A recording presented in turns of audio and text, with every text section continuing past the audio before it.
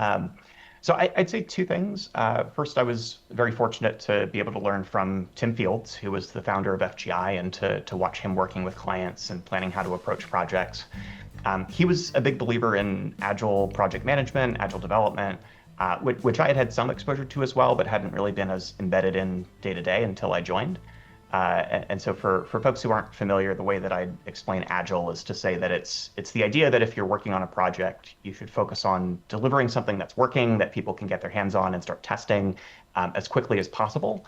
Because what you want for a project to be successful is for the people who are going to be using the end result to give you direct feedback and for you to be able to iterate on that feedback, to give them a version two, and then get feedback on that and so on until it meets the actual needs that they have, rather than spending too much time up front trying to map out every possible thing that you might have to do and limiting yourself to that before users actually have a chance to see something in action. I think that probably resonates for anyone who's been part of big projects. It's important to have a direction and a plan, but maintaining that ability to change and pivot and focus on delivering what's actually needed is the best way to make sure a project like that's successful. And then second, I guess one of the reasons why I decided to join FGI in the first place was that I was attracted to the idea of helping to shape the team at a company like that, of shaping processes and not necessarily having a playbook or stepping into a role that was already defined. Maybe it's weird, but I like being in those situations where there isn't a checklist or where the only checklist is asking yourself, does this help us to grow as a team? Is this the best thing to be spending our time and energy on right now? And the way that you do that is by asking whether this is something that best serves clients and gives them a great experience.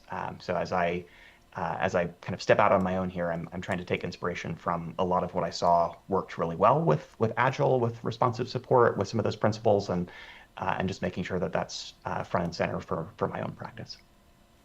That's great. Yeah, I feel like that agile framework definitely fits a lot of the requirements of building those big projects in Slate.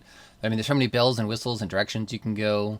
So there's kind of, okay, I'm going to get you a product that is functional, and then you're going to kind of keep iterating with me as we continue to build this out. I mean, that's such a great way to handle, again, most projects. I mean, everything's a little bit different, but it really fits with a lot of the Slate functionality and possibilities that you can go with.